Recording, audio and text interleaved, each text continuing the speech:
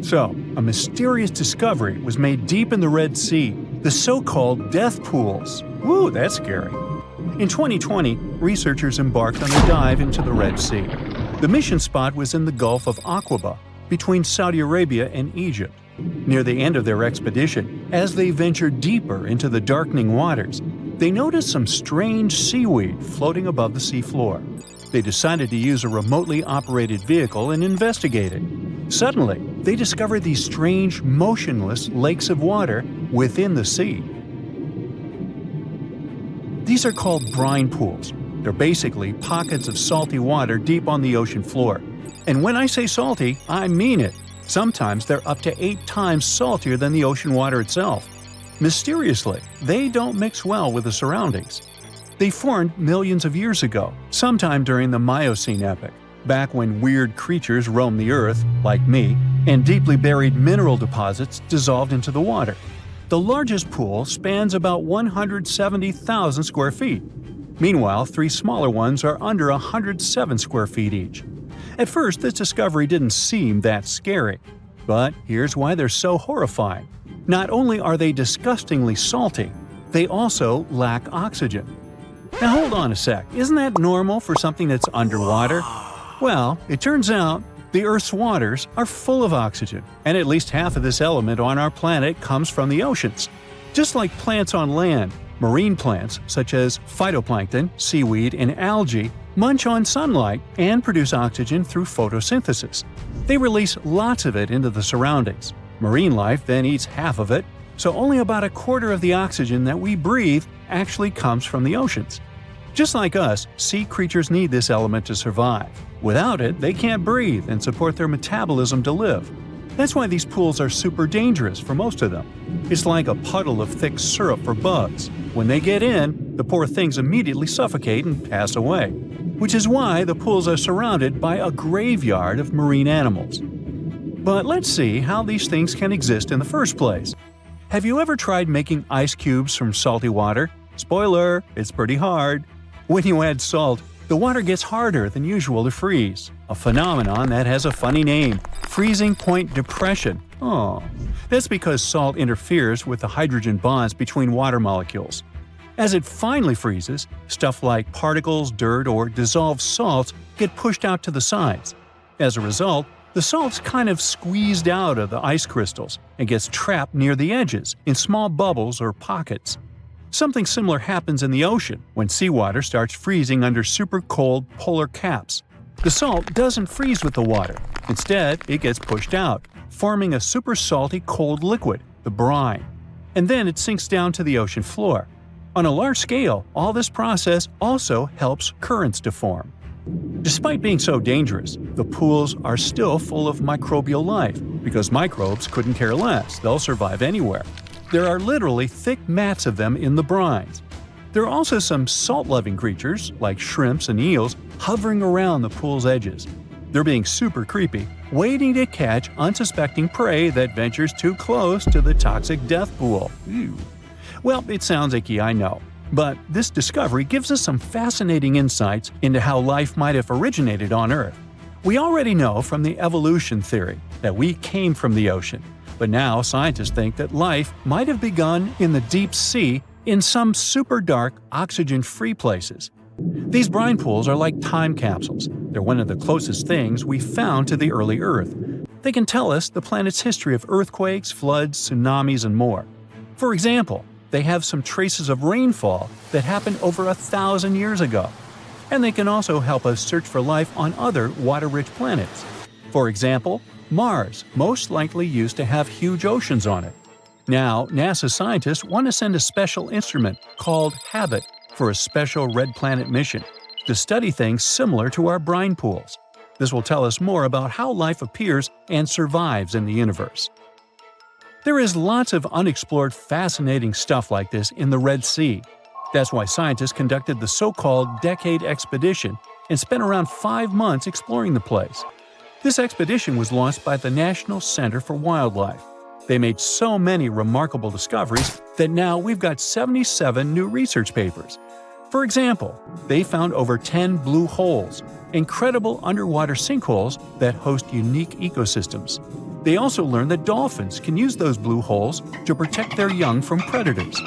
Scientists also found traces of great white sharks, a creepy community of deep-sea lanternfish living in low oxygen conditions, and even a new coral species. It's the most resilient deep-sea corals that also vibe just fine without oxygen, like microbes we mentioned. Speaking of which, research also showed us some new ancient thermal vents and large blobs of microbial formations near Farasand Island.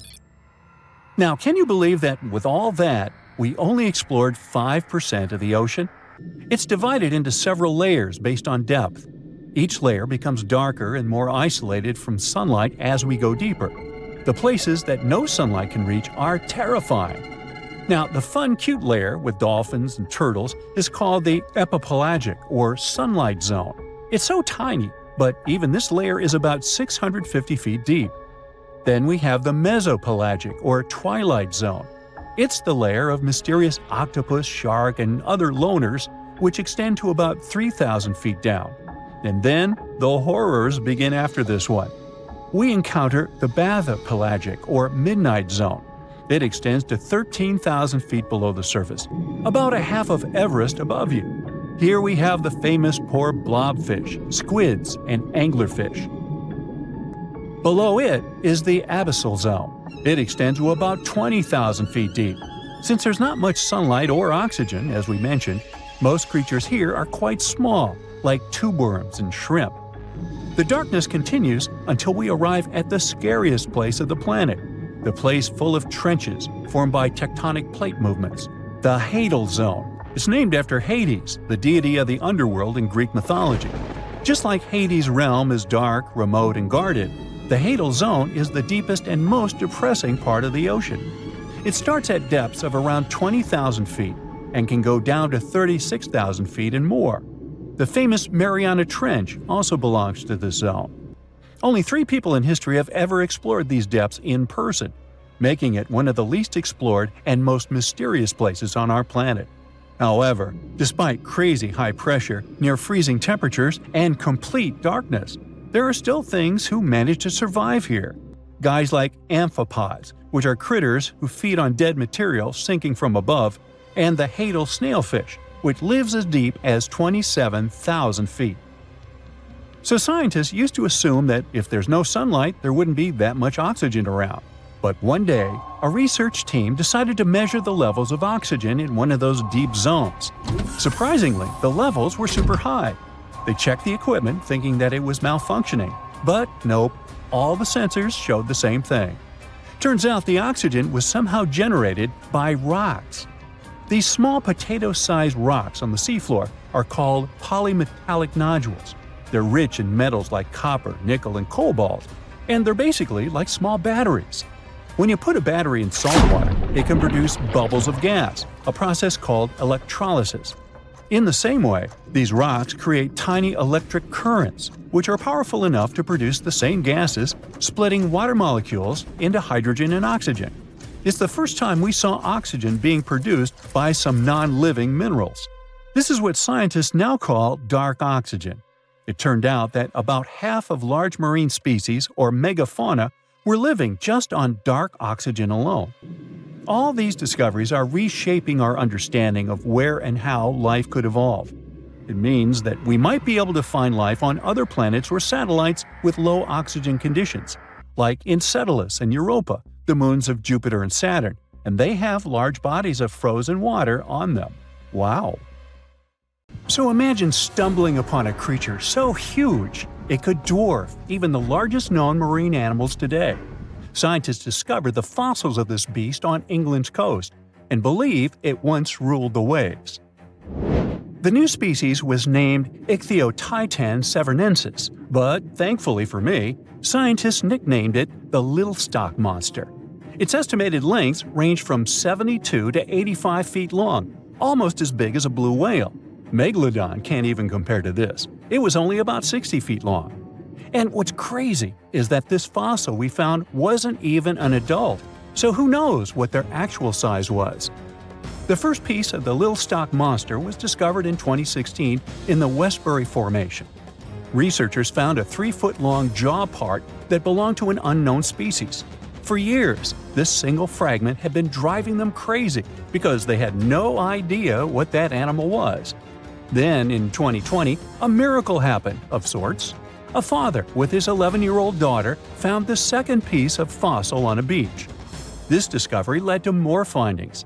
Finally, in 2022, the last piece of the literal jaw puzzle was found, buried along the Somerset coast. This leviathan belonged to the shastosaurid family. Both the Liltock Monster and other shastosaurids had one ancestor, so all the species in this family are super similar to each other. For example, all of them were the largest marine reptiles ever to exist. Although our Liltock Monster is much larger, most shastosaurids could grow up to only 69 feet long, and it's possible that the Liltock Monster, when fully grown, would reach up to 100 feet or even more. Both of their bodies were just perfect for cruising the ancient seas. These marine titans were elegant and slender, with an elongated snout. Other marine animals at the time were smaller and looked more like dolphins. Shastosaurids had long paddle-like limbs adapted for efficient swimming. Their skulls show large eye sockets, which means they had excellent vision. If you were in the ocean, no matter what time it was or where you were hiding, they could spot you. They were also incredibly fast and could dive to great depths. Of course, all these things made them the most terrifying predators. They ate pretty much everything, including fish and squid, and you if you were there. They probably captured their prey like whales, opened their huge mouths, and literally sucked the fish in. What made the Liltock Monster especially scary is that it wins in the jaw competition. For other shastosaurids, their jaws were a bit weaker, so they hunted smaller fish, kind of like today's orcas. They required vast amounts of food. This shows us that the Earth's Triassic oceans had rich, productive food webs. But the Liltock Monster has this unique feature. It could open its jaw almost 90 degrees upwards. It also had tons of powerful muscles around. Its jaws were horrifyingly strong. So while others were hunting some squids, the Liltock Monster probably hunted large fish and even other marine reptiles. Fossils of shastosaurids have been found everywhere in the world, from North America to Asia. This means that these creatures dominated and terrorized the oceans for millions of years, although even they weren't completely safe from scavengers. And that's exactly why we struggle to find these fossils now. Scavengers didn't leave any remnants of them. So, while we have some fossils of this marine family, they mostly remain a mystery for us. They lived in the oceans about 200 million years ago, in the late Triassic period. The Earth looked completely different back then. All continents were united in one Pangaea, a huge landmass. Some parts of this supercontinent were covered with lush conifer forests, while others were dry deserts and open prairies. It was before the famous Jurassic period, but there were already first pterosaurs and amphibians. It seems like those monsters were crazy resilient. The Triassic period was super unstable, but they survived through many changes in the environment. Well, until the last one. The Triassic extinction came out of nowhere. It was one of the Earth's big 5 extinction events. It wiped out almost all species on the planet, including these leviathans. It's still not clear what happened exactly, but it looks like there was a huge tectonic activity. Volcanoes in the oceans were going crazy back then. These massive volcanic eruptions have probably altered the climate and ocean chemistry, leading to the extinction of many species. Scientists have a theory that it might have happened because there was a rain of comets flying to our planet from the Oort cloud.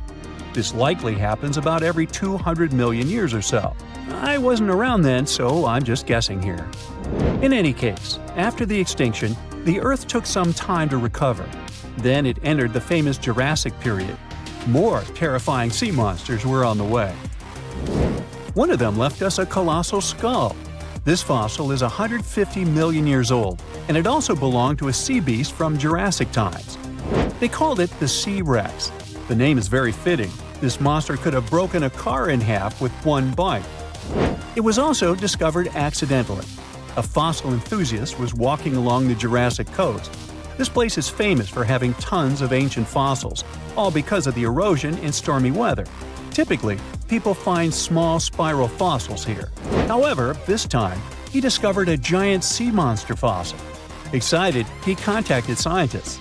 They arrived at the spot right away and then had to carefully climb down a cliff to search for the rest of the skull. This fragment alone is 6.5 feet long. Turns out it's a newly discovered species of pliosaurs, giant predators of the ancient seas. Pliosaurs were among the largest marine predators ever. Some of them grew up to 40 feet long.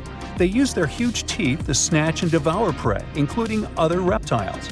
Well, at least those creatures are far gone. But what about the horrors that still live in our oceans? Recently, biologists discovered the world's longest animal, the one that's still alive to this day. They found it off Australia's coast, on the Gascoyne coast, a very mysterious and unexplored place. There, underwater vehicles stumbled upon a frightening 150-foot-long siphonophore. That's twice as long as many blue whales and 3 times as long as a humpback whale. Doesn't it kind of look like one of those toy string worms? But this creature isn't friendly at all. It's a string-like deep-sea predator. What's even more scary is that this isn't actually one creature. It's a colony of small clones working together as one. Basically, collective consciousness. Ooh, Borg. Together, they stretch out like a single long string in the water. This creature might be the longest siphonophore ever found, and it was discovered at a depth of around 2,000 feet. Siphonophores, similar to jellyfish, capture their prey by dangling stinging tentacles in the water. When their tentacles touch small crustaceans and fish, they get paralyzed, and then they're reeled up to the colony's body. Expeditions to Western Australia's underwater canyons were definitely worth it. Together with that siphonophore, scientists have discovered up to 30 potential new marine species. Among them were a new octopus or squid, a long-tailed sea cucumber, glass sponges, and giant hyroids, colonies of animals resembling upside-down jellyfish. None of them have been seen before in Australia. But most of them weren't as scary as the one that was recently discovered in the Gulf of Mexico. This creature is straight out of a sci-fi thriller, a 26-foot-long mangapinna squid or bigfin squid. It was discovered near an offshore oil rig at a depth of more than 7,800 feet.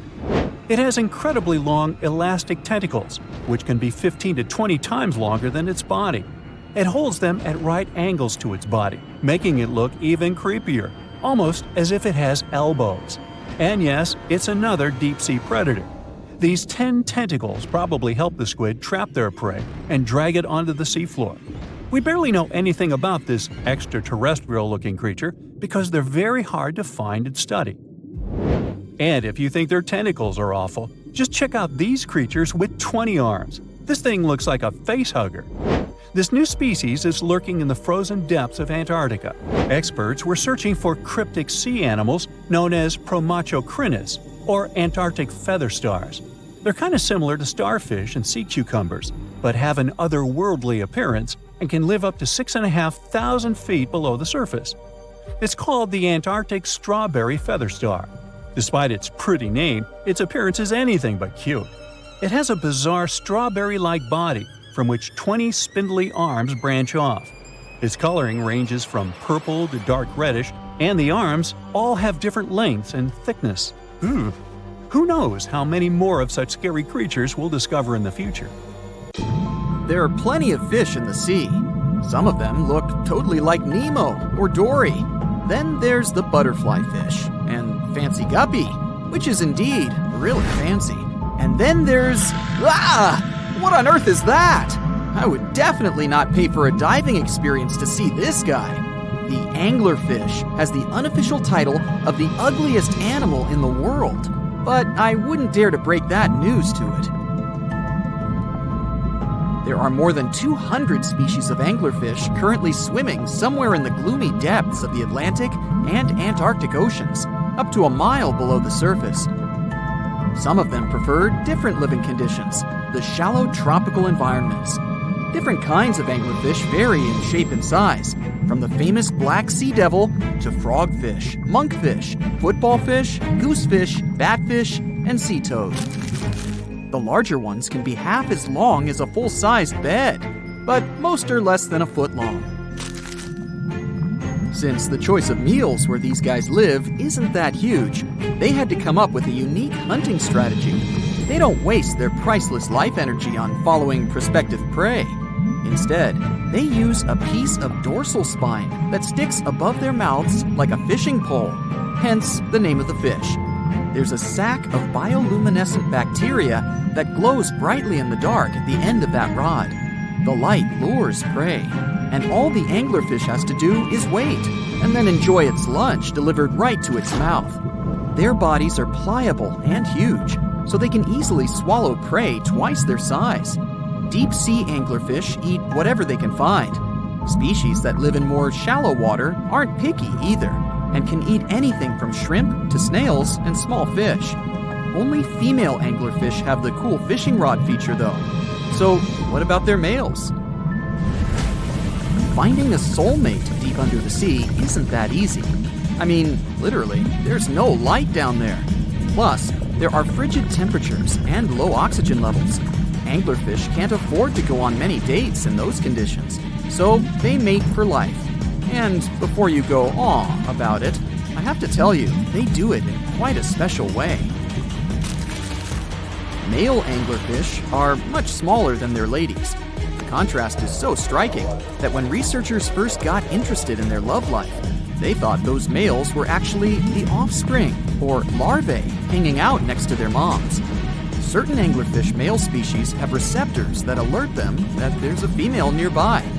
After they mate, the male bites into his woman and stays attached to her head, belly, near her tail, and other areas he can access.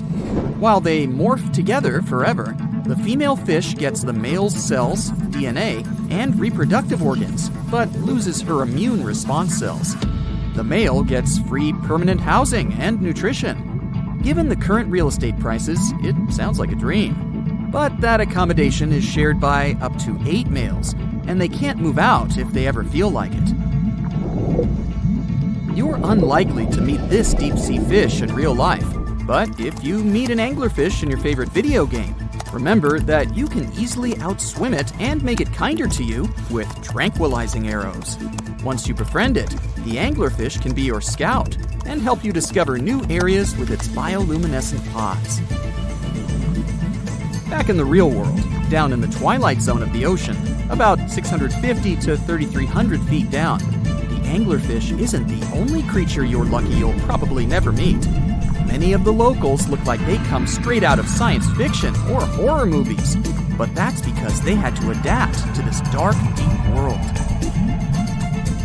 I did my best to get you prepared for the creatures you're going to meet, starting with the common fangtooth. They spend most of their lives deep down, but at night, they move toward the surface to snack. These guys are more active than most other deep-sea dwellers. They don't wait for food to come their way, but actually follow it, and then get it with their long, hungry teeth. They don't have a built-in light bulb like the anglerfish, so they've developed a great sense of smell and use as much sunlight as they can get there in the depth to get around. Sometimes, even the shadow of a passing by prospective prey is enough for them to switch to action mode. And though they don't look too charming, they're completely harmless to humans if you ever run into one of these guys. Stoplight Loosejaw sounds like a great name for an alternative band, but it's actually another deep-sea resident with sneaky hunting habits. It has special light-producing photophores under each eye. They emit green and red light like a stoplight, hence the name of the fish. Unlike other fish, these guys hardly ever leave the twilight and midnight zones. Their lower jaw is a quarter of the total body length, and the stoplight keeps it open all the time, hoping to get some lunch. It looks like a ferocious predator, but mostly prefers zooplankton, with an occasional dessert of shrimp, krill, and fish. I'm sure you didn't expect to meet a hybrid of an eel and a bird, but here it is! The Slender Snipe eel has a beak, much like that of a bird, with curving tips. The beak is equipped with tiny hooked teeth that the eels use to catch the antennae of delicious shrimp. And it sure is slender, stretching up to 5 feet and weighing only a few ounces. Scientists don't know all of this guy's secrets, since it's pretty tricky to study in their natural habitat. But it looks like they only produce offspring once in a lifetime and then pass away. Glass squids like to take it easy in life and literally go with the flow. They're filled with a solution which is lighter than water, so they don't have to make any effort to move around the deep sea looking for food and partners. These creatures are transparent, so they blend into any landscape and don't even cast a shadow while moving. Talk about a great survival tactic. If danger finds it anyway, it can transform into a lumpy ball, pushing its head and tentacles into its mantle cavity. It can also release ink into the mantle and go from transparent to black. The same ink can protect it against hungry whales and seabirds. Another tactic they use to scare off predators is to activate their light-emitting organs around their eyes. I'm getting hungry. Maybe I can snack on this sea cucumber. Ouch, it's moving! So I guess it doesn't belong in a salad after all. These soft-bodied fellows live in all parts of the ocean, from shallow waters to the deep underwater world. Most of them slowly move around with their tiny feet, but some crawl around by flexing their bodies. Sea cucumbers can shed their internal organs when there's a predator approaching. Those sticky organs distract the intruder, and the happy cucumber moves on and just grows the organs back. What's that glistening in the distance? Looks like someone dropped gems in the water. That's a sea sapphire, also known as the most beautiful animal you've never seen. Some males of this type of copepod can change color from deep blue to purple, red, or gold. 1 second later, it's gone. And it's back, shimmering bright.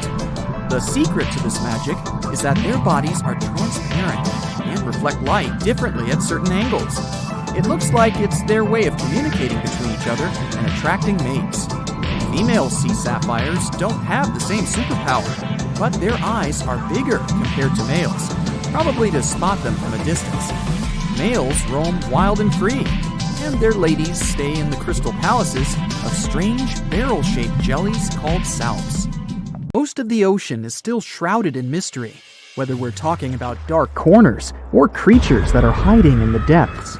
But sometimes it gives us a peek into scary things it hides in its cold, dark depths.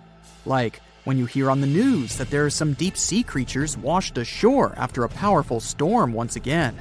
Some just look weird, while others are real monsters that live at depths of more than 3,300 feet. The coldest and deepest parts of the ocean have created one specific phenomenon called gigantism.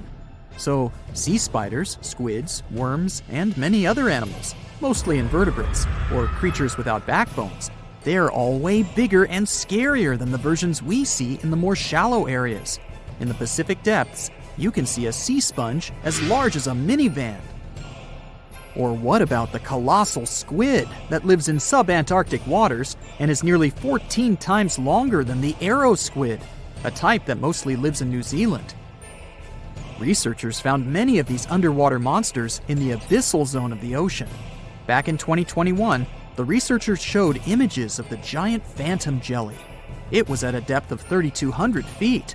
Its tentacles were 33 feet long. Wow, I wouldn't like to face that one on the beach. It probably eats only small fish and plankton, but it can swim to depths of more than 21,900 feet.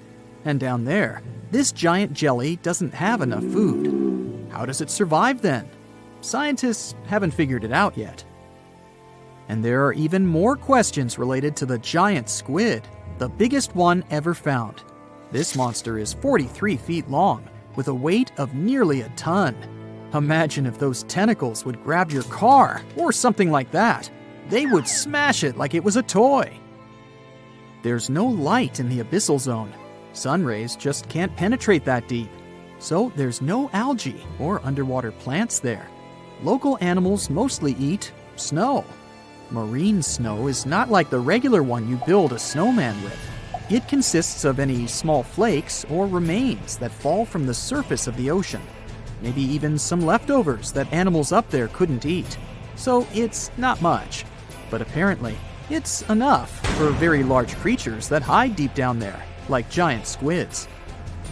Squids that generally live at such depths don't bother going after their prey. They just wait until the poor animal swims right up to their long tentacles and falls into a trap. It may not be the best method ever, because not many animals will even swim into these dark, cold parts, but it's the method that saves energy. A giant squid eats only 1 ounce of fish daily, which is approximately 45 calories. That's nearly 50 times fewer calories than an average person should eat per day.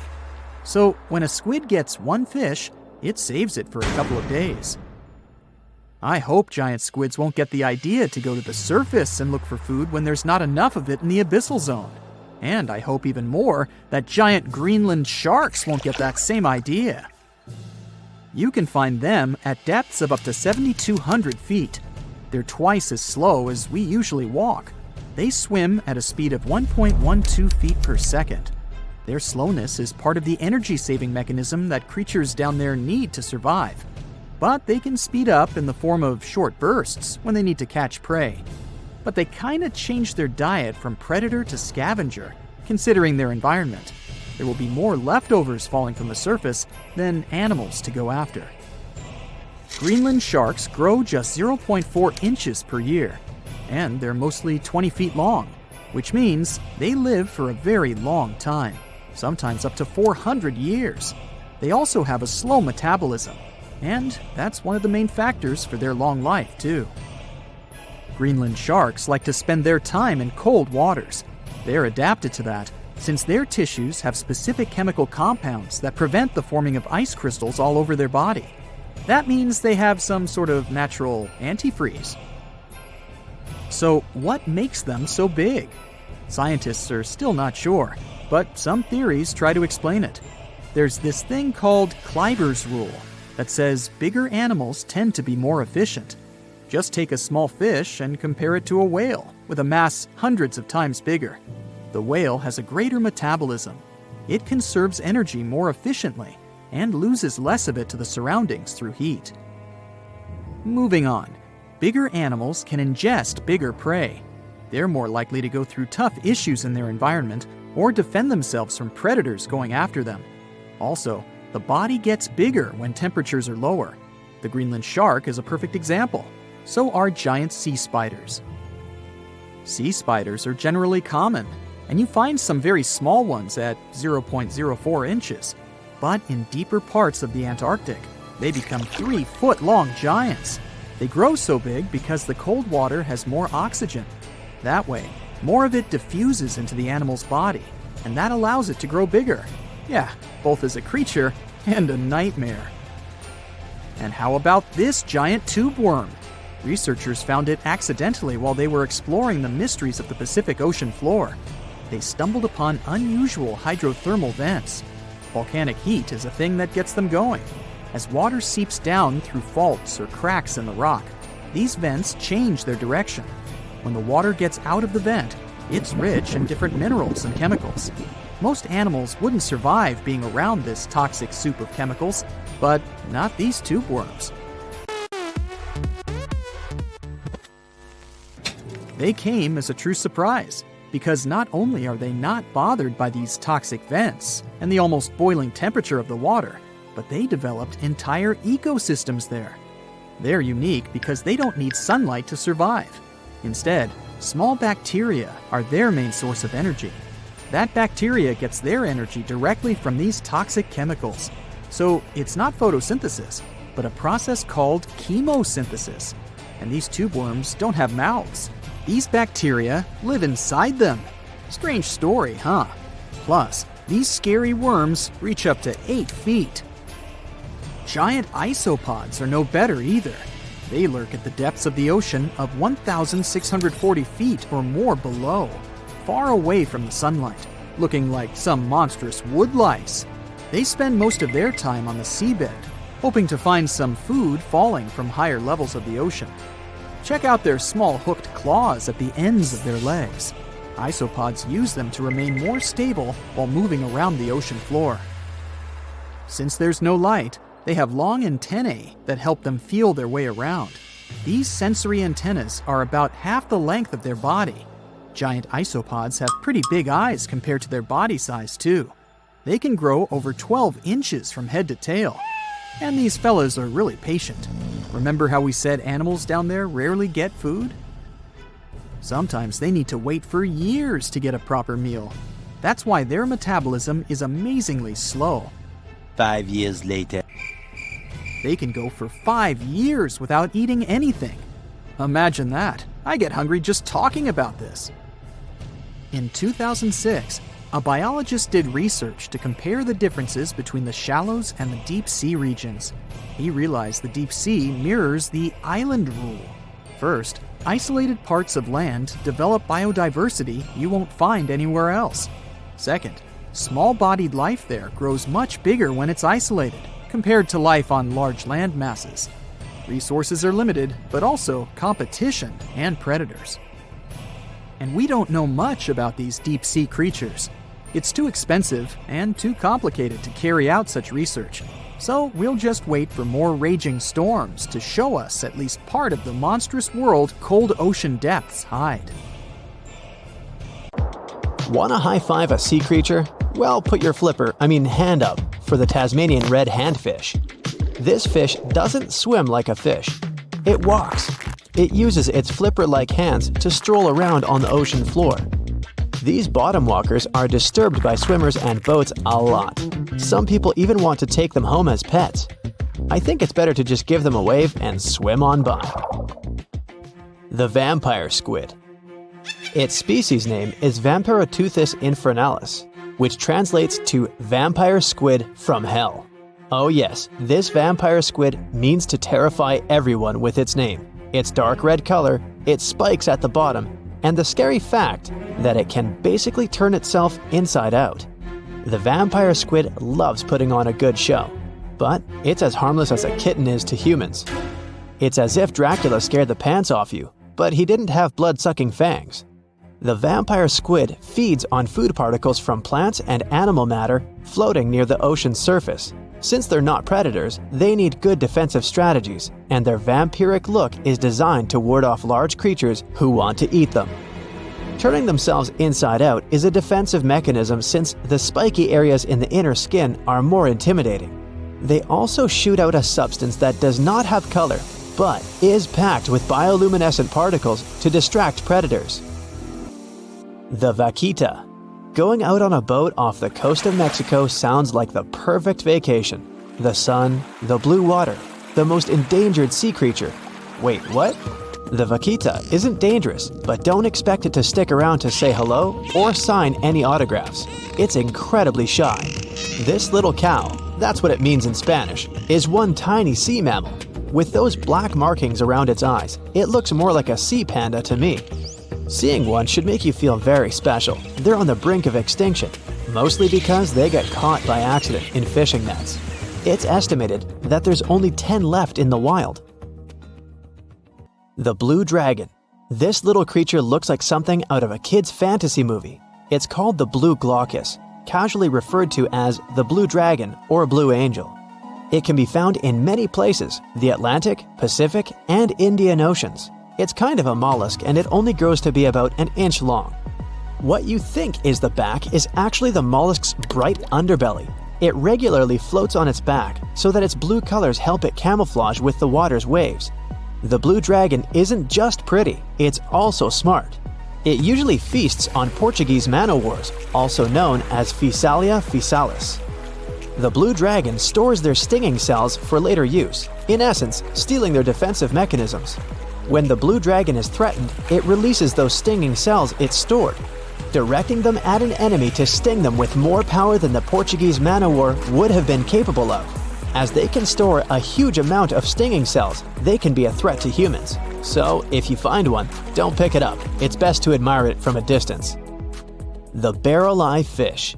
If you ever wanted to have Superman's X-ray vision, looking at the barrel-eye fish will make you feel like you gained that superpower at some point in your life without even realizing it. The barrel eye has a transparent head, so you can see how their eyes and brain look inside. This magnificent creature lives in the deep sea. This is the lowest level of the ocean, where strange creatures roam in near-freezing temperatures and constant darkness. They're exposed to water's pressure that's almost 1,000 times that of the surface. If the idea of the deep sea sends a shiver down your spine, stay tuned to learn about another of its creatures later on. The barrel-eye fish can be found in the Atlantic, Pacific, and Indian Oceans. You might be wondering, why oh why would a fish have a see-through head? And that would be a fair question. Since the species was discovered in 1939, it was believed that the fish's eyes were set to see straight ahead and couldn't move. So it was assumed that they had tunnel vision. Scientists Bruce Robinson and Kim Reisenbichler from the Monterey Bay Aquarium Research Institute recently discovered that the fish can move its eyes vertically to see through the top of its translucent head, thus noticing if there are predators or prey nearby. The transparent head also allows more light to enter so they can detect prey better. It's believed that the barrel-eye fish eats jellyfish and small fish species. If you dive in the ocean at night, you might be lucky enough to see how orange ball corallomorph blooms in the dark. But make sure to be quick because as soon as you turn on your flashlight to take a good look, it will retract its tubes back into itself. The megalodon. The whale shark isn't the biggest shark known to humans. If the entire shark species were a kingdom, the prehistoric megalodon would be the ruler of the sea. Megalodon roamed the ocean a long time ago. About 15.9 to 2.6 million years back between the early Miocene and late Pliocene eras. While they've long been extinct, people are still amazed to learn about these gigantic sea beasts. Megalodon could reach anywhere between 45 feet to 60 feet in length with jaws more than 6 feet wide. A fossil of a tooth that once belonged to a megalodon measured at 7 inches. Needless to say, I'm pretty stoked that these guys have long been extinct. But there's still some adventurers out there hoping to meet this monster one day. The Dumbo octopus. This adorable creature, or creepy creature, or however you want to see it, is officially called Grimpoteuthis. More casually, it's referred to as the Dumbo octopus, named after the Disney character.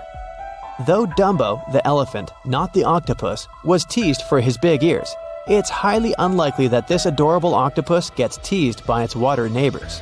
They are the deepest living octopuses living in the deep sea, and you know how scary that place is. They're only about 8 inches tall and spend their days hovering just above the seafloor eating snails, worms, and other food they find in the current or near ocean vents.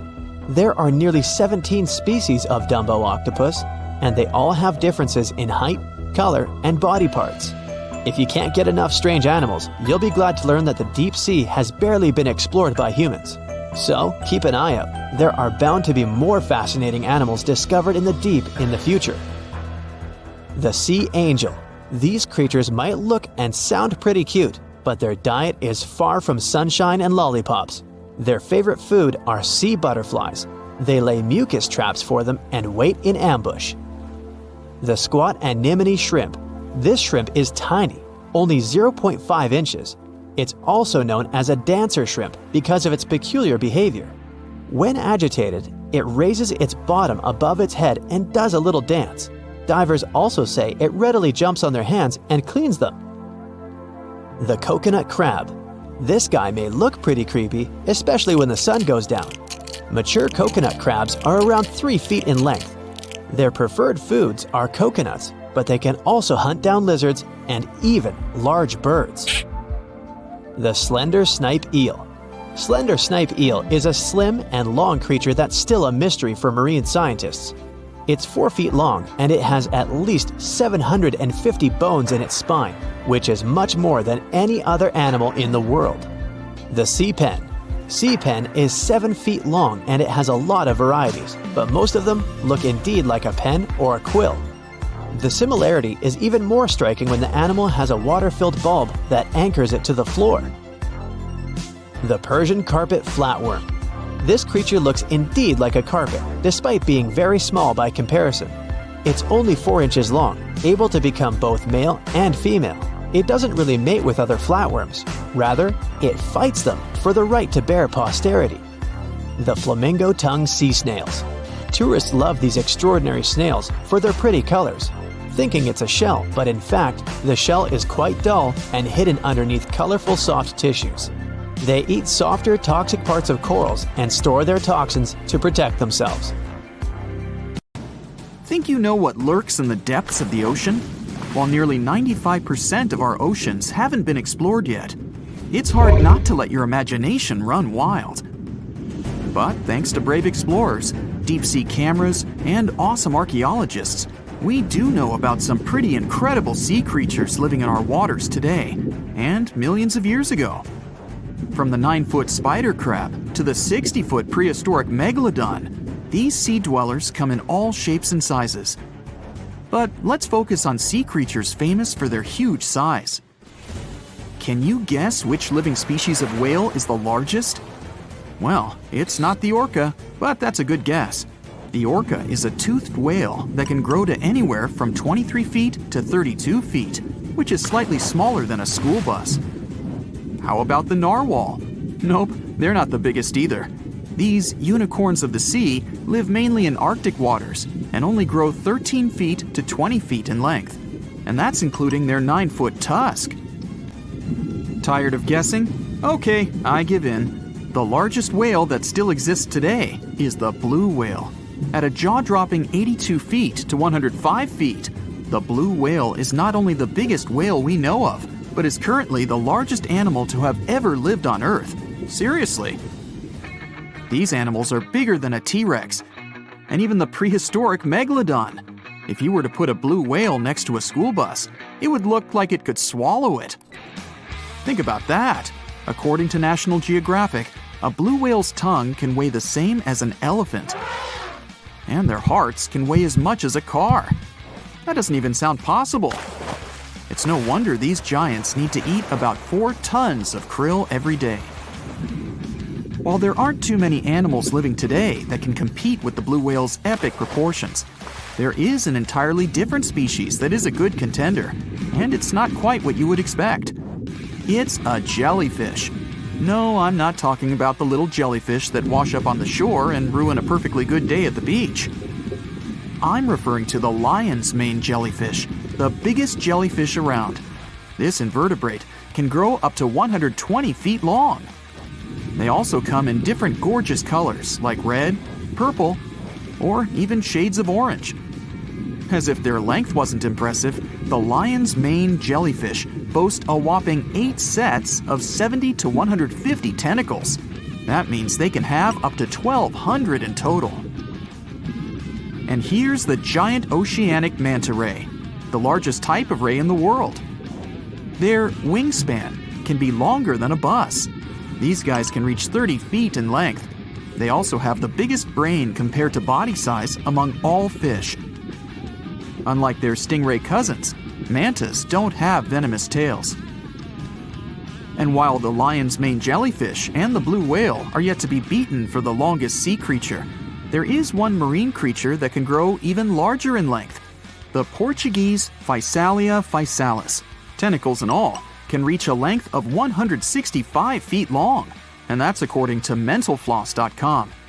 While this thing may look a lot like a jellyfish, it's actually known as a siphonophore, and there are hundreds and sometimes thousands of them that are genetically identical. Their long tentacles help the organism catch prey, and its sting is fatal to most animals, even humans in some cases. What's even creepier is that if one of the tentacles comes off the organism for whatever reason, it can float around the water for days before decomposing. Even if it's detached, this tentacle can still sting you. But don't go running out of the ocean just yet.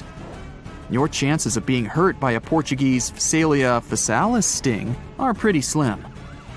However, if you do get stung, the side effects aren't pretty, with welts, stomach cramps, an elevated heart rate, and an upset stomach. While you don't want to go anywhere near these long creatures, they sure are pretty to look at. Check out all those colors.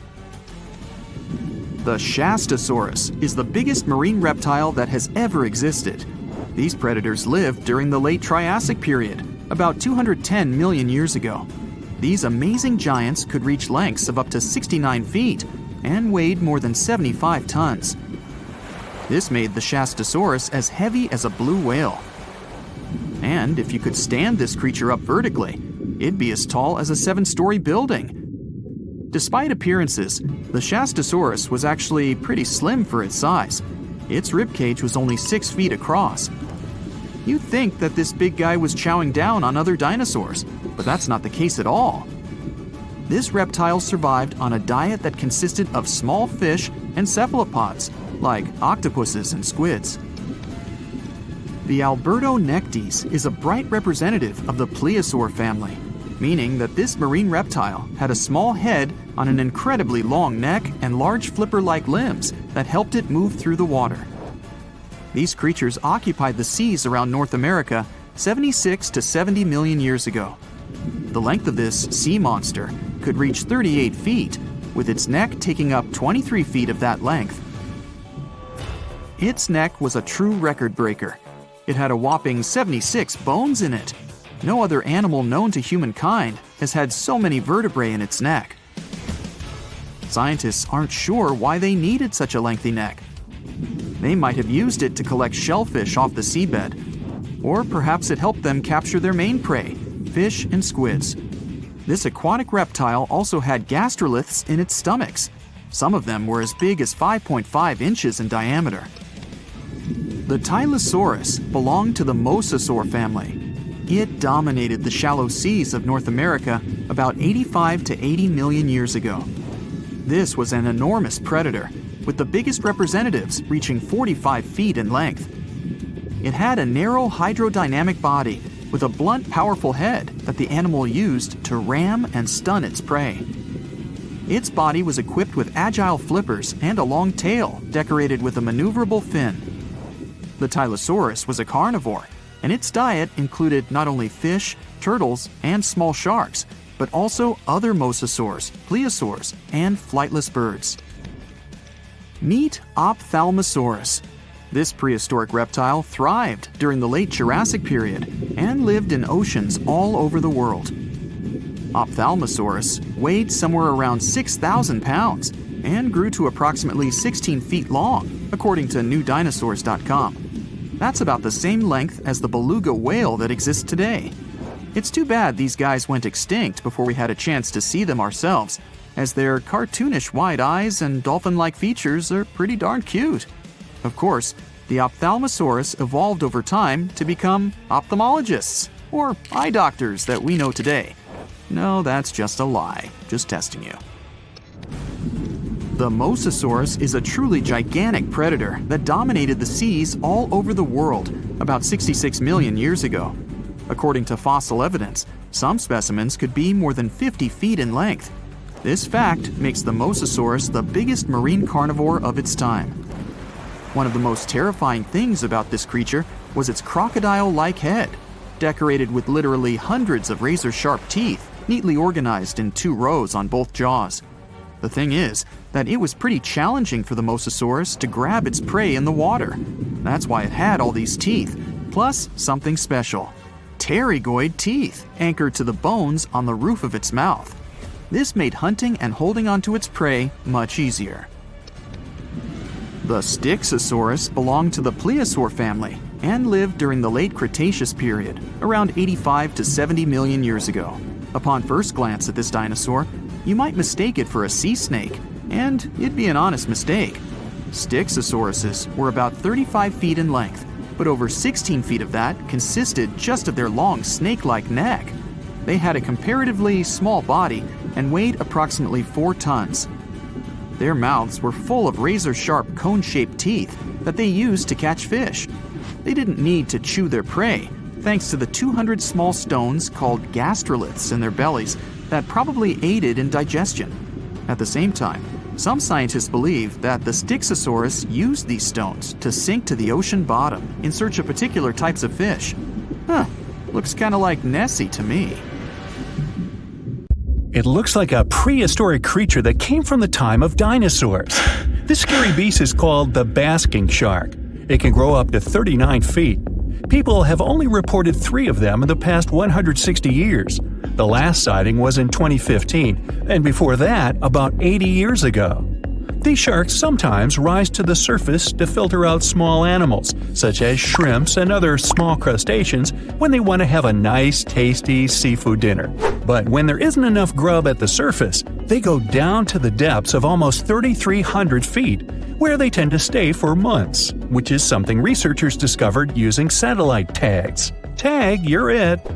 Now, basking sharks like to spend their time in more temperate waters, but they can migrate long distances. They live across the globe, but in warm tropical or subtropical areas, they won't go near the surface because they're not fans of high temperatures. The lion's mane jellyfish is not that rare, but it's fascinating how large it is.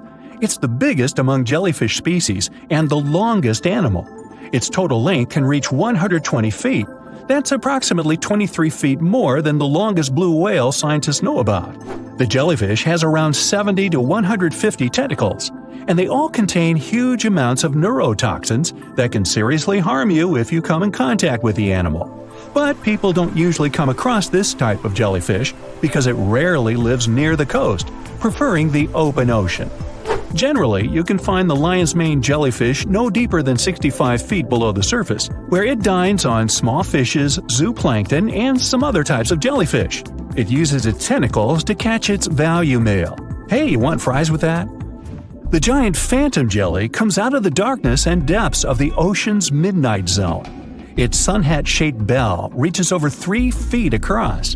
This bell trails 4 ribbon-like mouth arms that can be up to 33 feet long. This quite rare creature uses its mouth arms to catch unfortunate animals swimming around and not knowing what's coming for them. Giant phantom jelly propels itself through the water with periodic pulses coming from its orange head. It glows faintly and mysteriously in the pitch-black depths. It lives across the globe in all the oceans except for the Arctic. I'm guessing it's too cold. Because of its odd shape, people often call the oarfish the dragonfish or sea serpent. It's about 26 feet long, which makes it the longest bony fish we know about, and lives at depths of 3,300 feet. Oarfish spend most of their time in the deep, dark parts of the open ocean in tropical and subtropical areas.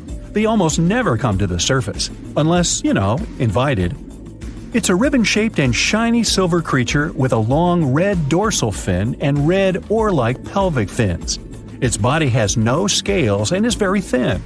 The fish can grow to a length of about 30 feet and weigh 660 pounds.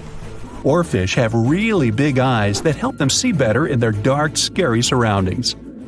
The frilled shark is definitely one of the gnarliest-looking marine animals out there. If you saw it somewhere, you'd probably think you went back to the age of dinosaurs. Yup, the frilled shark is a prehistoric creature because its roots go back 80 million years. This living fossil can grow to be 7 feet long. It got its name from its frilly gills. Even though frilled sharks have the shark part in their name, they swim similar to an eel in a distinctly serpentine way. Its mouth is terrifying. Similar to the maw of the great white shark, it has 300 trident-shaped teeth lined in 25 rows. Hey, come a little closer, huh? Researchers discovered this creature in the 19th century, but people rarely see it, and no wonder. It usually lives at depths of between 390 and 4,200 feet. Most of the time, the frilled shark feeds on squid, swallowing them whole. Its long jaws allowed the frilled shark to gape extra wide and swallow animals half as long as its entire body. Goblin sharks are very rare. Researchers have spotted fewer than 50 of them in more than 120 years. But maybe that's for the best, since we're talking about a pretty scary fella with a narrow snout and sharp teeth. It's also capable of thrusting its entire jaw outward when it wants to catch something. Sounds familiar. As it's lurking through the dark depths of the ocean, a goblin shark sees a small squid that looks quite yummy. The dangerous animal inches toward the squid. When the poor creature notices the predator, it tries to dart away, but it's too late. The shark has already thrust its jaw the whole 3 inches out of its mouth. This jaw is connected to the flaps of skin the shark can unfold. This helps a lot because the goblin shark is a sluggish animal, so it's pretty hard for it to chase its food. After finishing its lunch, the goblin shark puts its jaw back in its mouth and swims away as if nothing's happened. Goblin sharks mostly live at the bottom of the ocean. Like many other shark species, they prefer swimming alone. Here's a silver-colored creature with very rough skin. That's the ocean sunfish, with a total length of almost 11 feet. Its other name is mola. The ocean sunfish is the heaviest of all bony fish out there. People sometimes call it a swimming head because of its bizarre appearance. These creatures have such a weird shape because they're born with a back fin that never actually grows. It just folds into itself as the animal matures and creates a rounded rudder. The sunfish is a bit clumsy. It moves with the help of its mighty fins that allow the animal to swim on its side. This marine inhabitant is a solitary creature. It mostly feeds on zooplankton and jellyfish. The spotted wobbegong is one of the world's rarest sharks.